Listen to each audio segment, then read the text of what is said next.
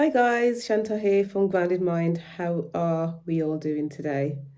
Um, Today I was thinking about what can I talk about to the people that are listening to me that is going to really help on their journey to healing. And one of the things that I think is really important is to kind of to tune in to our inner us, to your inner self. Um, I think it's very important for us to not get stuck in to the mundane day in and day out hustle and bustle of life too much without stopping and tuning into ourselves. As a Christian woman and as a woman of faith and as a woman of I'm really in tuned in my into my inner self, and I never used to be. In 2017, when I got the first autoimmune condition that I had, that was a time where I was able to kind of take a step back. I knew nothing about mind body illnesses, but it's so funny because what I was doing was actually calming my brain down. It was a time in my life when I was doing so much, and I've discussed this before. I was doing so much in terms of working out, fitness wise, being the person that everybody turned to, whether it was for my mom or my dad or for my sibling. Um, I was in a marriage which failed at the time. Um, I had a new child as well, a new baby, and I was doing other things external to work. I was doing running fashion shows for charities, and I was just doing a lot constantly, and my brain was in overdrive. And I know a lot of you probably feel like this, but I didn't feel stressed. I felt like I was Shiva. Um, I felt like I could just do it all. I felt like I had the power and I had the energy to get through all of this. I felt so mentally strong. But what I didn't know, because I didn't know anything about my inner self, was that my brain was screaming for help. My body was going through the most. I was stressing myself out that much. I remember at the time a work colleague said to me, Shan, you do know that, because we were quite close. She said, Shan, you do know that you're doing quite a lot. And I was like, oh, no, I can handle it. It's fine. I've got this. But I couldn't handle it. And that's when the autoimmune disease started. And I had the first rash on my skin, and it took over like 70-80% of my whole body. And it was then when I thought, okay, I need to kind of calm down. And back then when I was doing my research into lichen planus, I realized that stress is a trigger. We all know what happens with stress now through mind body. I never knew at the time, but at that time I thought, okay, I'm stressed. I need to, as well as changing my diet and doing all the things which I was told to do through the AIP diet, which worked for me, the stress element was one of the things that really helped me. And also, um, as well as the stress element of it, is accepting that I had this condition. I never knew. I was speaking to Dan Buglio about this in my interview. I never knew at the time that I was kind of creating safety by accepting the condition, by going out there with leopard skin, not caring what the world thought. I accepted it. And the meditations that I used to do then was calming me down. All of these things, when I think about it now, and when I've actually researched what I did back then, is the tea to mind body, which is why I went in remission in that first year. Now, like fast forward now to 2021, when I got struck with the chronic vertigo and tinnitus. At that time, what I was putting my body through again then was similar to what I was putting my body through before I had the breakout of lichen planus. And so now I'm in a place where I will not ever put myself through that stress again. Because number one, we aren't made, people like us, remember the two types of people I've spoken about? People like us aren't made to put ourselves through that extreme, intense, high pressure situations non-stop. It's not what we are built to do. And our brains will always put on that protective, that shield, which is it's a shield. It's not really a shield, is it? but it will always create these symptoms because we have programmed ourselves to be susceptible to this, unfortunately, because neuroplasticity, what we do, what we say, we are what we become.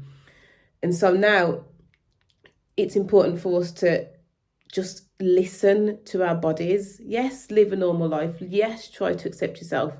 But we also have to, and I'm saying this through experience, we have to listen to ourselves.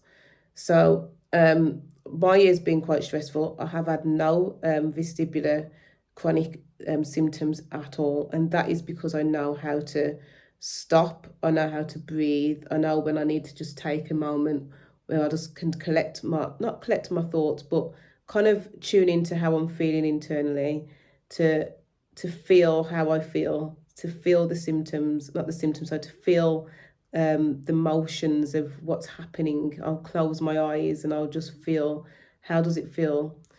Take some deep breaths and just kind of like, it's like a bit of a it's like a bit, not a clear out, but it's kind of a like an assessment of how do I feel right now.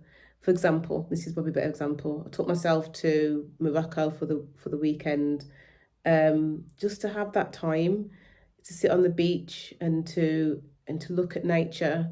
I just lay there and I just breathed in and listened. And on my post before this, when you'll see, I was just filming the sea, but I took that time to just listen to the waves, to the wind, put my hands in the sand and just really feel, listen, and just use my senses and take deep breaths and just kind of be one with nature. And it feels so good. And not everyone can go on the plane and travel wherever they want to go. But even just walking outside, if you've got a garden or a park, and just going for a walk and just breathing and just grounding yourself, it's so important because back in 2017, in 2021, I wasn't doing any of that. I wasn't taking that moment to just ground myself. This is why I've called it my platform Grounded Mind, because it's so important for us to ground ourselves. It could be a few moments a week. It could be if you could do it once a day, whatever it is. It's not got to be anything religious in terms of when and how and for how long. All of that can be counterproductive and cause us to go into a state of stress. We can send our brains the wrong messages.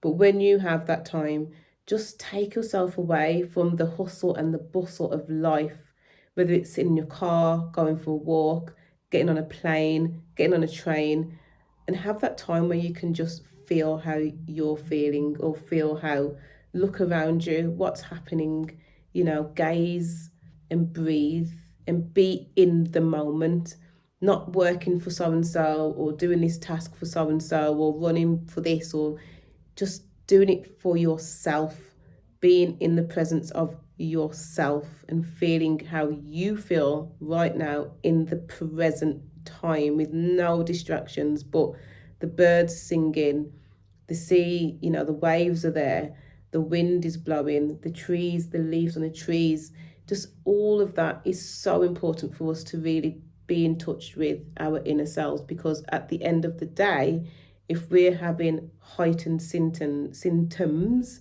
it's because we are stressed or we are anxious, and it's continuous and we're not stopping. I know that life doesn't allow us to stop sometimes, but it will help us when we go into those stressful situations. Our brain will know that we're going to be okay. So when I take those moments, and then I've got to do, because at the end of the day I work, I've got to be working most days as well. I will take that time and then I'll go to work and I'll be calm. And if it's a stressful day, if I've got quite a lot of tasks to do, at least I know that my brain knows that it will be okay, because I'm not doing this stressful task after another stressful task after another stressful task. I'm doing a stressful task after I've actually grounded myself, and I'm walking into it knowing I'm okay. I'm walking into it knowing I can do this. I'm walking into it saying, okay, I've got this on my list, but you know what? I can do this, rather than I've got this to do and this to do and this to do and this to do. Oh, and I've got that to do and that to do. What about if it went like this? I've got that to do and that to do. Okay, I'm going to breathe. I can do this. And you go back into it. You're going into these busy, stressful, tasks knowing that you can do it, knowing that you're okay. You bring your brain into it differently. You're not bringing a stressed brain into it. You're bringing a calm brain into it, and it will be different. And that is a fact, because I do this daily, and I've done it for years, and I've been on both sides of the coin. I've been on the stressful side of the coin, and I've been on the less stressful, calm, grounded side of the coin. And that side of the coin is a lot better, especially when you've got a busy life and you've got a lot to do. Um, and so I hope this makes sense. I just want to I just want to remind people that it is really good to stop. It is really good to not do too much, because doing too much can send your nervous system into overdrive. And if you're not handling that stress and that pressure, it's when things become chronic. Your brain is scared, your brain is worried, you're not sending your brain any messages of safety at all. You're sending your brain like a mountain full, not a handful, a mountain full of challenges and stresses with no release. There's no release at all. And so we need to be able to just stop, breathe, and carry on. And so I hope this helps. I hope this makes sense. If there's any questions, feel free to comment below, or to DM me, or to just like and share with someone that needs to hear this today. Thank you very much. Take care. Bye bye.